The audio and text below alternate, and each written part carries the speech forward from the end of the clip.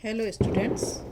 हम पिछले वीडियो में हमने टू डायमेंशनल डायग्राम्स के बारे में पढ़ा था, जिसमें मैंने आप लोगों को हिस्टोग्राम्स बताए थे, पॉलीगॉन बताया था, पॉलीगॉन कर्व मैंने आप लोगों को बताया था, क्लास इंटरवल यदि असमान हो तो फ्रीक्वेंसी डेंसिटी कैसे निकालते हैं, कैसे हम उसको ठीक करते हैं, ये मैंने आप लोगों को बताया था। आज मैं आप लोगों को आज के वीडियो में मैं आप लोगों को बताऊंगी, एक तो स्क्वायर डायग्राम जो कि टू डायमेंशनल डायग्राम में ही आता है, स्क्वायर डायग्राम बनाना। दूसरा जो मैं आपको बताऊंगी सब डिवाइडेड सर्कुलर डायग्राम, जिसको दूसरा नाम क्या है, पाई चार्ट भी जिसको हम कहते हैं, जिसको कि हम डी की हेल्प से बनाएंगे। डी की हेल्प से हमें इसको बनाना होता है, ठीक है। और तीसरा जो हम पढ़ेंगे ओजिव पढ़ेंगे, जिसमें हम ओजिव पढ़ेंगे less than ogive and more than ogive जो है हम पढ़ेंगे। मैंने आप लोगों को जब इंडिविजुअल सीरीज़ पढ़ा रही थी, डिस्क्रीट सीरीज पढ़ा रही थी, कंटिन्यूस सीरीज़ पढ़ा रही थी, तो कंटिन्यूस सीरीज़ में मैंने लेस देन और मोर देन बताया था क्या होता है। अब आज हम उन्हीं के ही क्या पढ़ेंगे, सर्कल डायग्राम्स जो बनाना है वो हम पढ़ेंगे, ठीक है। तो सबसे पहले मैं आप लोगों को बता रही हूँ स्क्वायर डायग्राम हम कब बनाते हैं। स्क्वायर डायग्राम, स्क्वायर का मतलब आप समझते हैं, जिसकी चारों भुजाएं बराबर होती हैं उसको हम स्क्वायर डायग्राम कहते हैं। ये भी बराबर, ये भी बराबर और ये भी बराबर और ये भी बराबर होती है, तो हम इसको क्या कहते हैं, स्क्वायर डायग्राम जो है हम कहते हैं। तो स्क्वायर डायग्राम बनाने की ज़रूरत हमें वहाँ पर पड़ती है जहाँ पर जो डेटा जो हमें दिए गए हों उनमें डिफरेंस जो होता है वो काफ़ी ज़्यादा होता है। न्यूनतम और अधिकतम, मिनिमम और मैक्सिमम का जो डिफरेंस है वो काफ़ी ज़्यादा होता है, और इन्हें हमें रेशो जो होता है उसके अनुसार हमें बनाना होता है। दंड की या बार की जो ऊंचाई है वो हमें उनके रेशो के अकॉर्डिंग बनाना होता है। इन डायग्राम्स को हम हॉरिजॉन्टल भी बना सकते हैं और वर्टिकल भी हम बना सकते हैं, ठीक है। तो नाउ स्क्वायर डायग्राम बनाने के लिए, जैसे कि मैंने आप लोगों को बताया कि बहुत ज़्यादा वेरिएशन होता है, तो सपोज अपने पास में एक फैमिली है, ठीक है, जिसकी इनकम जो है बताई गई है। फैमिली है, इनकम है, फैमिली ABCD, ठीक है, जिनकी इनकम है 4900 है, दूसरे की 3600 है, तीसरे की है 2500 है, और फोर्थ वन है 900 जो है इसकी है सीरीज। तो सबसे पहले हमें रेशो निकालने के लिए इनका, क्योंकि हम स्क्वायर डायग्राम बना रहे हैं, तो इनका स्क्वायर रूट जो है उसको निकालना होता है। स्क्वायर रूट निकालने के लिए का क्या मतलब हो गया, 4900 का स्क्वायर रूट क्या हो जाता है, 70, ठीक है, 70। 49 का 3600 का स्क्वायर रूट क्या होता है, 60। 2500 का स्क्वायर रूट क्या होगा, 50, एंड 900 का स्क्वायर रूट क्या हो जाता है, 30, ठीक है। ये स्क्वायर रूट जो है होते हैं। तो सबसे पहले हम इनका स्क्वायर रूट निकाल लेते हैं। स्क्वायर रूट आप लोगों को निकालना आता ही है, जैसे 4900 7 × 7 49, 00 7 नहीं जाएगा भाग एक बार, तो ये 70 हो जाएगा। तो इस तरह से स्क्वायर रूट जो है हम इनका निकाल लेते हैं। स्क्वायर रूट निकालने के बाद में, क्योंकि ये ग्राफ के अकॉर्डिंग बहुत ज़्यादा होती हैं, तो इसको हम 10 से डिवाइड कर देते हैं सारी वैल्यूज़ को, जिससे कि हम ग्राफ के अंदर इनकी लाइनें खींच सकते हैं। तो 10 से डिवाइड करने के बाद में ये कितना हो जाएगा, 7 सेंटीमीटर, ये 6 सेंटीमीटर, ये 5 सेंटीमीटर और ये 3 सेंटीमीटर के बन जाता है। तो इस तरह से जो अब हम ग्राफ बनाते हैं वो हम कैसे बनाएंगे, हम जो लंबाई लेंगे, एक 1 स्क्वायर इज इक्वल्स टू जो इनकम है 7, या 1 स्क्वायर इज इक्वल्स टू 1000 जो है इसकी इनकम हो जाएगी, ठीक है। तो इस तरह से हम इनको जो लेंगे स्क्वायर डायग्राफ जब हम बनाएंगे तो हम इस तरह से जो स्क्वायर डायग्राम ग्राफ है वो हम इस तरह से बनाएंगे, जिसकी हम देखेंगे कि इनकी सारी जो भुजाएं हैं वो चारों भुजाएं एक जैसी हैं। ये हमने किसके लिए बनाया है, ये 7 सेंटीमीटर है, ये 7 सेंटीमीटर है, ये 7 सेंटीमीटर है और ये भी 7 सेंटीमीटर है। दूसरा बनाया है 6 सेंटीमीटर, जिसका कि रूट स्क्वायर आया था 60। तो ये 6 सेंटीमीटर, ये 6 सेंटीमीटर, ये 6 सेंटीमीटर और ये 6 सेंटीमीटर। आप देखोगे इसमें हमें दोनों विमाओं का ध्यान रखना है, लंबाई और चौड़ाई, लेकिन दोनों विमाएं कैसी हैं, वो एक जितनी है। तो स्क्वायर आप लोग देख रहे हो कि ये सब बराबर के जो स्क्वायर्स हैं वो बने हुए हैं। तो इस तरह से आप लोगों को स्क्वायर डायग्राम्स जो है वो बनाना है। इसकी जो बेस लाइन है उसको आप छोड़ देंगे और उसके थोड़ा ऊपर से आपको इसके ग्राफ को बनाना होता है। ठीक है, तो यहाँ पर आप लिख देंगे ए बी सी फैमिली है ये, और यहाँ पर हम क्या शो कर रहे हैं, इनकम ऑफ फैमिली। ठीक है, तो इस तरह से आप लोग जो है स्क्वायर डायग्राम्स का निर्माण कर सकते हैं। अब मैं आप लोगों को जो बता रही हूँ दूसरी चीज वो है पाई चार्ट बनाना। ठीक है, पाई चार्ट। पाई चार्ट जो है सर्कुलर डायग्राम बनते हैं एंड बनाना, जैसे कि मैंने आप लोगों को नाम से ही बताया है, सर्कुलर डायग्राम बनाना है। सर्कुलर और एंगुलर डायग्राम भी हम कह सकते हैं। सर्कुलर का आप लोगों को पता है कि एक जो सर्किल होता है हम उसको केंद्र से प्रकार के द्वारा बनाते हैं, और जिसका कि जो एंगल होता है वो कितने डिग्री का होता है, 360 डिग्री का ये जो है एंगल होता है। तो इनको हम वृत्त को छोटे छोटे सब डिविजन्स जो होते हैं उसके अंदर बांट लेते हैं। एंगल्स के अकॉर्डिंग जो है उनको बांट लिया जाता है और फिर इनको काम में लिया जाता है। तो सबसे पहले क्या करते हैं, कंपास की सहायता से एक सर्किल का निर्माण करते हैं। फिर दिए गए मान को संपूर्ण मान की तुलना में इनको फिर क्या कर सकते हैं, हम प्रतिशत के अंदर इनको हम चेंज करते हैं। चेंज इन प्रतिशत में हम इसको चेंज कर लेते हैं, और यदि प्रतिशत में हमें डायरेक्ट दिया हुआ है तो हम फिर इसको एंगल जो हैं उनको हम चेक कर सकते हैं। तो फिर ये जो डिविजन्स हैं इनको हमें निर्माण की सुविधा से हम बड़े आकार को सबसे ऊपर और छोटे आकार को मीन्स राइट हैंड साइड से हम इसको बनाते हुए चले जाते हैं। फिर इनको हम क्या करते हैं, एंगल में अपन चेंज करते हैं। तो एंगल में बदलने के लिए 360% जो होती है वो 100 का होता है, तो इसको हम किस तरह से बदलते हैं, 3.6 डिग्री का एक एंगल जो है वो हो जाता है। ठीक है, तो इस तरह से जो संपूर्ण वृत्त है वो 100% मीन्स हम इसको प्रतिशत को किस में बदल देते हैं, एंगल के अंदर ये बदल जाता है। फिर हम क्या करते हैं, प्रत्येक सेक्टर को हम अलग अलग छाया रूपों से या कलर से हम उसको कलर कर सकते हैं। ठीक है, तो इस तरह से जो है हम इनको डिवाइड कर लेते हैं अलग अलग कलर के अकॉर्डिंग, या कोई हम इस तरह के चिन्ह दे देते हैं। तो सर्कुलर डायग्राम बनाने के लिए मेन हमें क्या ध्यान रखना होता है, सबसे हमें पहले पता होना चाहिए कि 360 डिग्री एंगल का होता है। हमें यहाँ पर यदि एंगल्स कोई डाटा यदि प्रतिशत में दिया गया है तो उसको हमें एंगल्स में निकालना है, प्रतिशत से बदल करके एंगल्स में हमें उस डाटा को निकालना होता है।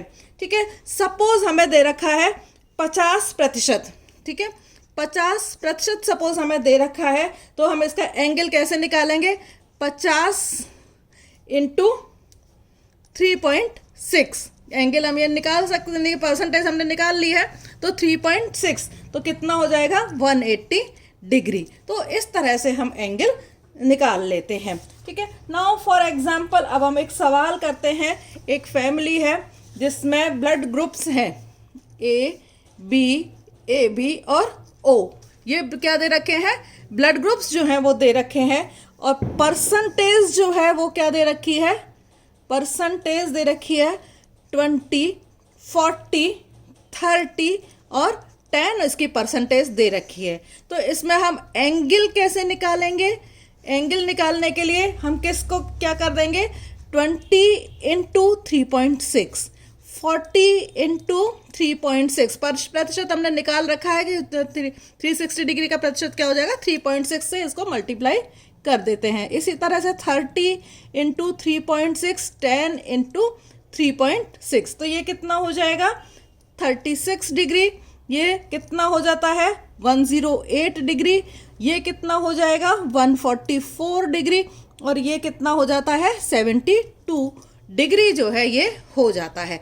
ठीक है, अब इसका हमें सर्कुलर चार्ट जो है वो बनाना है। ठीक है, तो सर्कुलर चार्ट बनाने के लिए सबसे हम क्या करेंगे, एक कंपास की सहायता से एक एंगल बनाएंगे।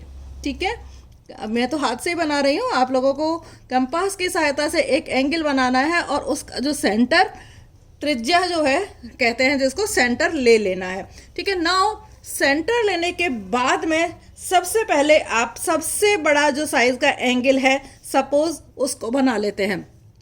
तो 144 डिग्री का जो एंगल है आपने बना लिया। मैं यहाँ पर अंदाजे से बना रही हूँ। 90 डिग्री यहाँ पर होगा, 90 डिग्री, 180 डिग्री लगभग यहाँ पर होगा, 144 डिग्री लगभग इसका आधा यहाँ से करीब हो जाता है। ठीक है, तो ये एंगल कितना हो जाएगा 144 डिग्री जो है इसका एंगल हो जाता है। उसके बाद में हम ले रहे हैं एंगल 72। तो यहाँ पर आप D को रखेंगे और D को रखने के बाद में आप 72 डिग्री का एंगल बनाएंगे। तो मैं अंदाजे से बना रही हूँ, यदि हमने यहाँ पर D रखा है तो लगभग यहाँ पर जो D है वो 90 डिग्री का एंगल बनेगा और हमें बनाना है 72 डिग्री का एंगल। तो लगभग अंदाजे से मैंने ये यहाँ पर बना दिया 72 डिग्री का एंगल, जिनको आपको साइन कलर करना है या फिर यहाँ पर इनको साइन देने हैं। फिर हम तीसरा जो बनाएंगे डी के को फिर अब हम रखेंगे यहाँ पर। ठीक है, यहाँ से हमें कितने डिग्री का एंगल बना रहे हैं, फिर 36 डिग्री का एंगल जो है हम बनाते हैं। तो 36 डिग्री का एंगल करीब करीब हो जाएगा, यहाँ पर हमें 108 डिग्री का बनाना है, 90 ये, तो 36 डिग्री का करीब करीब एंगल हो जाता है इतना। ठीक है, तो ये हमने कितने का बना दिया 36 डिग्री, और ये जो बचा है वो कितने डिग्री का एंगल रह जाता है 108 डिग्री का एंगल जो है हम यहाँ पर बना लेते हैं। तो ये अप्रॉक्स अंदाजे से मैंने बनाया है, आपको यहाँ पर डी यूज में लेकर के फिर आपको बनाना है। ठीक है, ये तो आपको वो है परसेंटेज जो है दी गई है आपको यहाँ पर परसेंटेज। सवाल कभी कभी ऐसा भी हो सकता है कि आपको परसेंटेज जो है निकालनी हो। ठीक है, तो सपोज आपको परसेंटेज निकालनी है, एक क्लास है जिसमें बच्चों से पूछा गया कि वो क्या बनना चाहते हैं। तो teacher, engineer, doctor, bank officer और एडमिनिस्ट्रेटिव ऑफिसर, ये बच्चों ने बताया कि वो क्या बनना चाहते हैं, ऑक्यूपेशन बच्चों का। ठीक है, इनमें से कितने बच्चे जो हैं वो बनना चाहते हैं, बच्चे 20% बच्चे जो हैं वो क्या बनना चाहते हैं, 20 बच्चे बनना चाहते हैं। अध्यापक 50 बनना चाहते हैं, इंजीनियर 80 बनना चाहते हैं, डॉक्टर और बैंक अधिकारी बनना चाहते हैं 30 और ये बनना चाहते हैं 20। ठीक है, तो आप लोगों को सबसे पहले क्या निकालना होगा, यदि आपको इसका प्रतिशत निकालना है तो सबसे पहले आप इसका टोटल जो है वो निकाल लेंगे। तो 20 और 50, 70, 70, 8, 7, 150 और 30, 20, 200, ये 200 हो गया। टोटल बच्चे कितने हो गए 200 स्टूडेंट्स जो हो गए हैं। ठीक है, अब आप लोगों को निकालना है प्रतिशत। कैसे निकालेंगे, 20/200 इंटू 100। ठीक है, 50/200 इंटू 100, 80/20 200 इंटू 100 एंड 20/200 इंटू 100। तो ये प्रतिशत में आ जाएगा 10%, ये 25%। ठीक है, ये आ जाएगा 40%, 80, और ये 30 डिवाइडेड बाय 20 इंटू 100, ये आ जाएगा 54%, और ये आ जाएगा 15%, और ये आ जाएगा लास्ट में 10%। ठीक है, अब आपको इसका निकालना है एंगल, फिर निकालना होगा क्या, एंगल। तो एंगल के लिए निकालने के लिए यहाँ पर 10 into 3.6, 25 into 3.6 and 40 into 3.6 and फिर उसके बाद में 15 इंटू 3.6 एंड 10 इंटू 3.6। इस तरह से आप एंगल निकाल सकते हैं। तो ये एंगल हो जाएगा कितना, ये हो जाएगा 36 डिग्री, ये हो जाएगा 90 डिग्री, ये हो जाएगा 144 डिग्री, ये हो जाएगा 54 डिग्री और ये हो जाएगा 36 डिग्री। अब आप सर्कुलर डायग्राम जो है, आपके पास में सारी चीज़ें आ गई हैं, अब आप आराम से सर्कुलर डायग्राम आप बना सकते हैं। ये डायग्राम जो है आपको खुद बनाना है कि किस तरह से आप कंपास से डायग्राम जो है वो बनाते हैं। ठीक है ना, ये मैंने आप लोगों को बताया सर्कुलर पाई डायग्राम बना। पहले मैंने आप लोगों को क्या बताया था, स्क्वायर डायग्राम बनाना। अब मैंने आप लोगों को बताया है सर्कुलर डायग्राम बनाना। अब मैं आप लोगों को बता रही हूँ ओजिव बनाना। ओजिव हमें दो तरीके से बनाने हैं, लेस देन ओजिव और मोर देन ओजिव जो है वो हमें बनाने हैं। ठीक है ना, ओजिव बनाने के लिए जब लेस देन ओजिव जब हम बनाते हैं, लेस देन ओजिव जब हम बनाते हैं तो उसमें हमें जो क्लास इंटरवल की जो अपर लिमिट होती है उसको हमें बढ़ते हुए संचयी आवृत्ति पर बिंदु पर हम अंकित करते चले जाएंगे। तो मीन्स हमें क्लास जब हम लेंगे तो वो कौन सी लेंगे, अपर लिमिट वाली जो है, हम अपर लिमिट इसके अंदर लेते हैं। उनकी जो कुमुलेटिव फ्रीक्वेंसीज हम निकालेंगे, ओजिव हमेशा किस में बनेगा, कुमुलेटिव फ्रीक्वेंसी के अंदर बनता है। तो कुमुलेटिव फ्रीक्वेंसीज का ग्राफ बनाना, सी का ग्राफ ओजिव कहलाता है। ठीक है, तो उसका हम कुमुलेटिव, तो जब हम लेस देन ओजिव बनाएंगे तब हम अपर लिमिट लेंगे और जब हम मोर देन ओजिव बनाते हैं तो हम उनकी क्लास की लोअर लिमिट लेते हैं और उसकी ही हम क्या लेते हैं, फिर कुमुलेटिव फ्रीक्वेंसी जो है उसको काम में लेते हैं, कुमुलेटिव फ्रीक्वेंसी को काम में लेते हैं। ठीक है, नाउ अब मैं एक सवाल हम लोग करेंगे ग्राफ बनाने के लिए। सब अपने को दे रखा है 0 to 10, ठीक है, 10 to 20, 20 to 30, 30 to 40, 40 to 50 and 50 to 60। ये हमें दे रखी हैं वैल्यूज़, मार्क्स हैं। ठीक है, एंड ये है नंबर ऑफ स्टूडेंट्स। तो नंबर ऑफ स्टूडेंट्स कितने हैं यहाँ पर, 5, 10, 15, 10, 25 और ये है 20। ठीक है, अब हम इसको क्या करना है, हमें ओजिव बनाना है और हमें बनाना है इसका ओजिव कौन सा हम बना रहे हैं, लेस देन ओजिव बनाना है। लेस देन ओजिव हम बनाएंगे। तो लेस देन ओजिव का क्या मतलब, हमें इनकी अपर लिमिट्स जो है वो काम में लेनी है। मीन्स 10 से लेस देन, 10 से कम, 10 से कम कितना है, केवल 5 है। फिर दूसरा लेस देन 20, 20 से कम कितना हो जाएगा, 10 और 5 15। ठीक है, 20 लेस देन 30, 30 से कम कितना है, 15 और 10 25 और 5 30 हो जाएगा। ठीक है, लेस देन 40, तो 40 हो जाएगा, 10 15 10 और 5 जोड़ देंगे। लेस देन 50 कितना है, तो 40 लेस देन 50, ये सारी वैल्यूज़ जो हैं 25 प्लस 10 35, 35 और 15 45 और प्लस 5 50 10 60 और 5 65 हो जाएगा ये। ठीक है, और ये हो जाएगा लास्ट लेस देन 60, तो ये सारे 60 से कम है, तो ये हो जाएगी कुमुलेटिव फ्रीक्वेंसी। ये हमने ग्राफ के लिए कुमुलेटिव फ्रीक्वेंसीज जो हैं हमने निकाल ली है। ठीक है, नाउ अब हमें बनाना है इसका ओजिव, कुमुलेटिव फ्रीक्वेंसीज का लेस देन ओजिव। तो हम क्या बना रहे हैं, लेस देन ओजिव बना रहे हैं। तो यहाँ पर हम लेंगे एक्स एक्सिस, यहाँ पर हम लेंगे वाई एक्सिस, क्योंकि बच्चों की संख्या 85 है तो स्क्वायर स्केल जो हम लेंगे, एक स्क्वायर बराबर हम 10 के बराबर ले लेंगे। तो 10 students, 1 square is equals to 10 students हम ले लेंगे। तो 10, 20, 30, 40, 50, 60, 70, 80 और ये 90। ठीक है, यहाँ हमें केवल डॉट्स लगा करके इसके ग्राफ जो है वो हमें बनाने हैं। और क्लास इंटरवल यहाँ पर हम कितना लिखेंगे, तो 0, ये तो ओरिजिन हो जाएगा।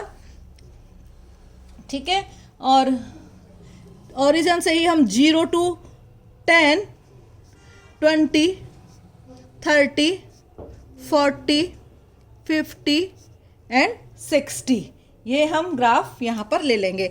अब सबसे पहले वैल्यू है 0 to 10।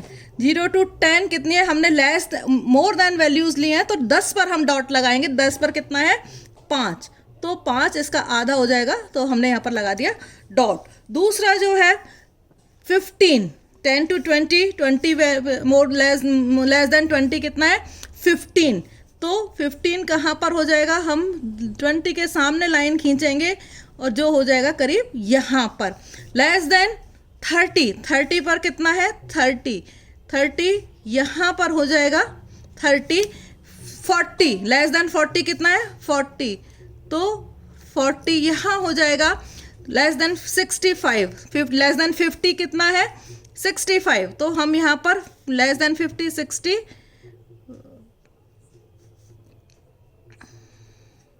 65, 60 और 70 के बीच में हो जाएगा। और लेस देन 60 कितना है, 85, तो 80 और 90 के बीच में हो जाता है ये।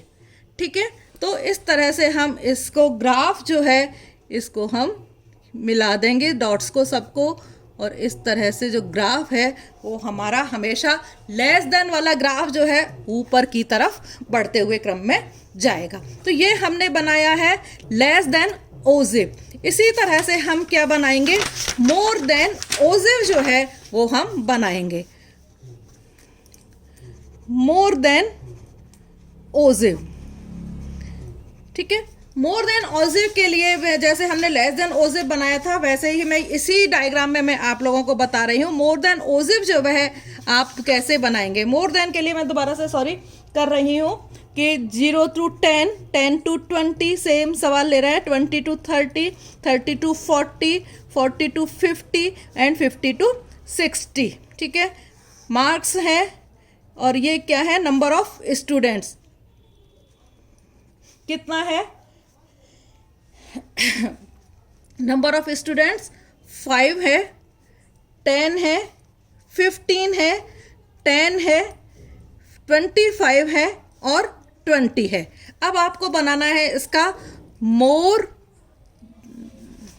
देन ओजिव। ठीक है, मोर देन ओजिव में मैंने आपको बताया था कि इसमें जो लोअर लिमिट होती है मोर देन के लिए हम उसको काम में लेते हैं। लोअर लिमिट क्या है इसको हम देखेंगे। ठीक है, तो हमें लोअर लिमिट निकालने के लिए पहले हम क्या निकालेंगे, इसकी जो कुमुलेटिव फ्रीक्वेंसीज हैं उनको हम निकालते हैं। तो कुमुलेटिव फ्रीक्वेंसीज में लोअर लिमिट अब हमें निकालनी है कुमुलेटिव फ्रीक्वेंसीज। तो लेस देन 0 यहाँ पर हम क्या ले रहे हैं, तो लेस देन 0 यदि आप देखेंगे तो ये सारी वैल्यूज जो है वो कितनी है, लेस देन है, और ये टोटल कितनी होती है, 85 होती हैं। तो लेस देन 0 कितना हो जाता है, 85। ठीक है, समझ में आया।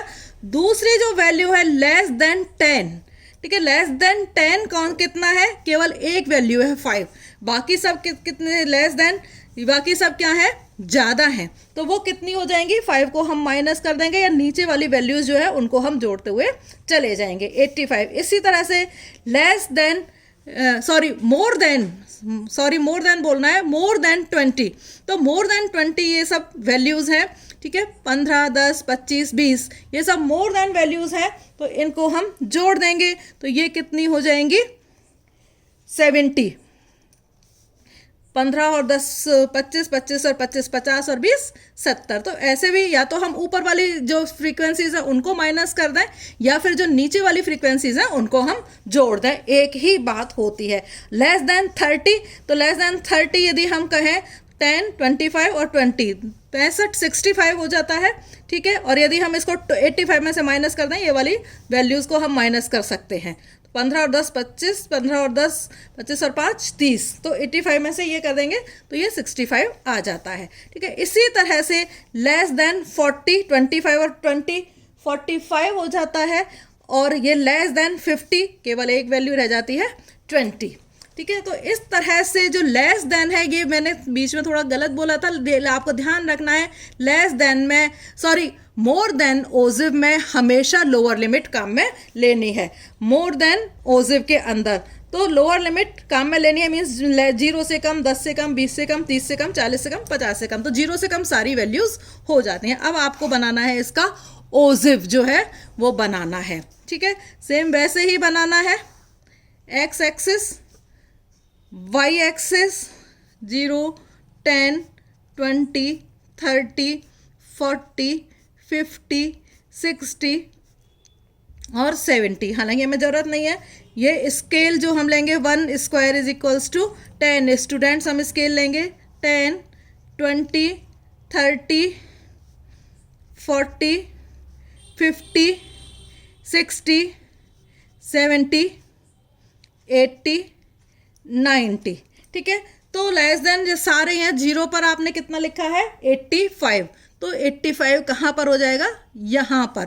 दूसरा है less than, sorry more than, less than, sorry more than 10, तो 80 पर सभी ज़्यादा है ये, तो मोर देन 10 कहाँ पर हो जाएगा, 10 यहाँ पर, ठीक है। 10 मोर देन 20, 70 यहाँ पर होगा, कितनी वैल्यू है 70, तो ये 20 के सामने। मोर देन 30, 65, 65 कहाँ पर आ जाएगा, 70 to 65 लगभग यहाँ पर 30 के सामने,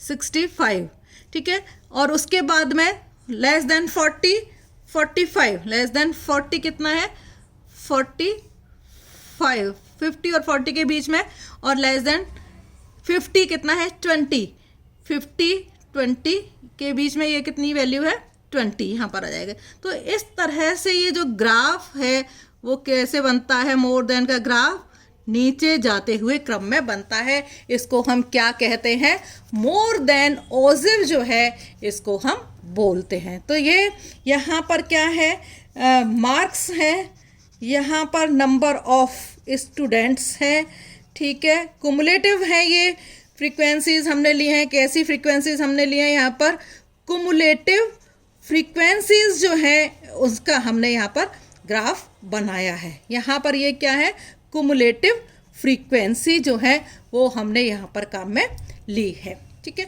तो इस तरह से आपको लेस देन और मोर देन ओजिव बनाने हैं, और ग्राफ जो है यहीं पर ही खत्म होते हैं। Thank you.